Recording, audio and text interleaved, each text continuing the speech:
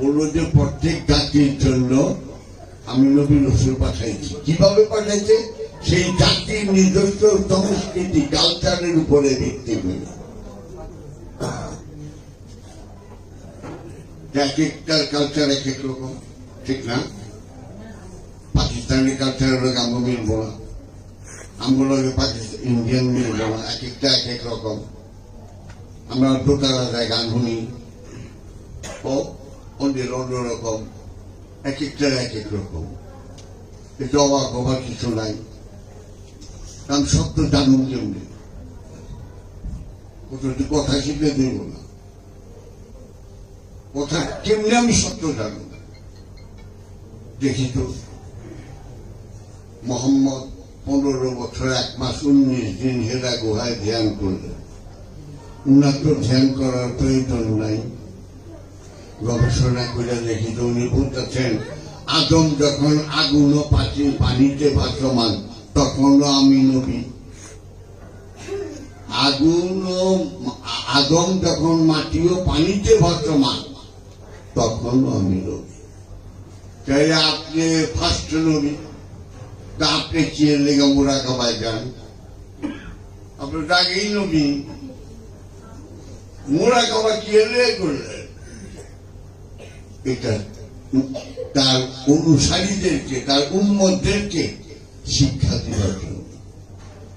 যে সত্য পাইবার চাও, ধ্যান সাধনা ছাড়া পাইবা। এখানে লেখাপড়া চলে না। والذي بعث في الأميين رسولا منهم يتلو عليهم آياته। এখানে কোন নবী রাসূলের লেখাপড়ার প্রয়োজন নাই। তাই মাদ্রাসায় পাস করে কেউ নবী হয় না। তুই পয়সার মূল্য যাও, এখানে বরবার বরবার করতে থাকো। সে জাহাঙ্গীর বয়ে রয়েছে না কি হয়েছে কি ইচ্ছুক মনে করবো, হ্যাঁ মনে হয় রেলগাড়ি চালিয়ে দেব, এটি মোল্লার গুণ। এইভাবে অগ্রসর হতে হয়। এই ধ্যান সাধনা তার কোটি কোটি হইবার সাধনা না, এটা বিল গেটস বলেন ব্যাফেট হইবার সাধনা না, এটা মুসা বিন শামসের হইবার সাধনা না। এটা মুসা বিন শামসের কি হোক একা থাকে না কেন? বাংলাদেশের নেতা ছিল না, শেরে বাংলা ফজলুল হক, হোসেন শহীদ সরওয়ার্দী, মৌলানা আব্দুল হামিদ খান ভাসানী, বঙ্গবন্ধু, চারটা ছবি আমি রাখা পাতাম না দরবার হলে। কেন রাখিনি? রাখছি চারটার মধ্যে 2-4 শরীরে সুতাই নাই, সুতাই নাই। এরা দুনিয়ার কিছু চায় নাই, বিত্ত বৈভব আস্থারণ তারা চায় নাই। তারা বন মনি ধ্যান সাধনা করে। আজকে আমরা দেখি মানসারামপুরের বাবা গণেশার মাজার কয়েক কোটি টাকা খরচ করে করছে, গরিব বস্তানের কোটি টাকা খরচ করে সবই। ওই মোল্লাগো মাজার তো হয় না, এত ইসলাম করে কেউ জিজ্ঞেসও করে না। সুতরাং হাতের আঙ্গুল আঙুল দিয়ে দেখতে হয় না। এই সত্য তোমার জানবারই জন্য তোমাদেরকে বলেছে। তাই বলছে মান আরাফা নাফসাহু, যে তার নফসকে চিনেছে। বলে নাই মুসলমান আরাফা নাফসাহু, হিন্দু আরাফা নাফসাহু, বুদ্ধ আরাফা নাফসাহু, খ্রিস্টান আরাফা নাফসাহু, ইহুদি আরাফা রাব্বাহু। বলছে মান এনিওয়ান, মান আরাফা নাফসাহু, যে কেহ তার নিজের চিত্তবৃত্তি নফসকে চিনতে পেরেছে, ফাঁকাতে কোনো সন্দেহ নাই। আরাফা চিনে ফেলেছে রব্বাহু, তার রবকে। সুতরাং রবকে চিনবার আগ মন্ত্র শ্রেষ্ঠ থাকে সিদরাতুল মুনতাহা।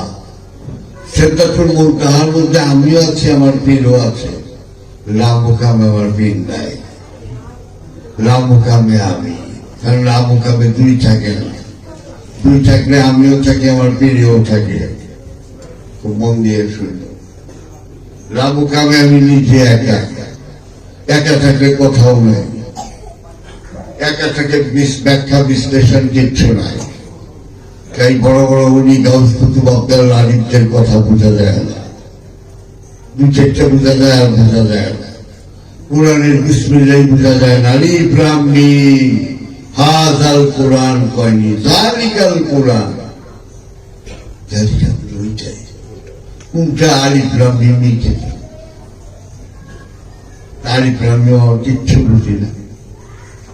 সুতরাং রহস্য রহস্য রহস্য, এই রহস্যটা জানার ইচ্ছা তোমাদের জানি না। আমার মুরিদ করার কোনো শখ ছিল না। আমার 81 বছর বয়স। আমি 1992 না 91 পর্যন্ত আমি মুরিদ খুব কম করছি। মোহাম্মদ শেখ কেবলা একদিন বললেন, জাহাঙ্গীর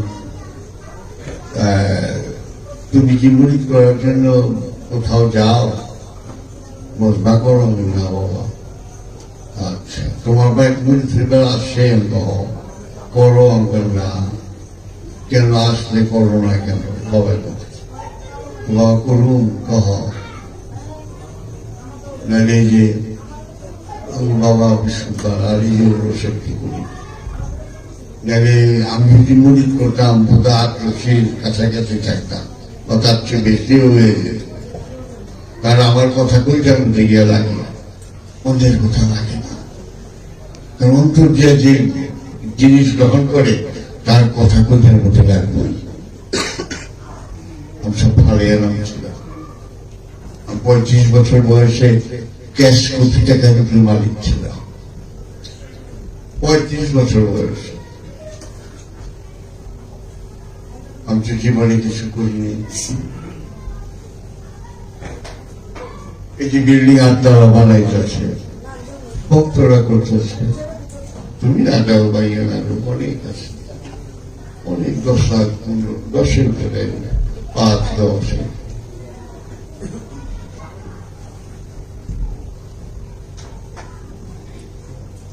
আমি কিসের জন্য? যাতে ভক্তরা থাকতে হবে, ভক্তরা একটু দেখলো, একটু চিনলো, জানলো, শুনলো, এইটুকু। আর আমার কোনো চাওয়াও নাই, পাওয়া কি করবে গেলে দিয়ে গেলে আমার 2টা বানিয়ে এলো, বাড়িতে কি করবো? মনে কিছু নিও না। একটু চিন্তা করে দেখো তো, বাংলাদেশে তো বহু পীর ফকির আছে, কেউ কি ধ্যান সাধনা করার জন্য একটা স্কুল করছে? তুমি নিরপেক্ষ হবে।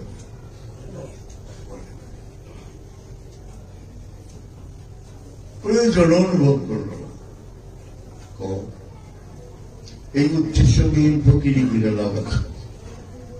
যেখানে আলাউদ্দিন কালিয়ার সাবে শরফুদ্দিন বুয়ালি শাহ কালান্দার পানিপতি বলতেছেন, আসো বসো মুরিদ হও, আমার কথা মতো ধ্যান সাধনা করো।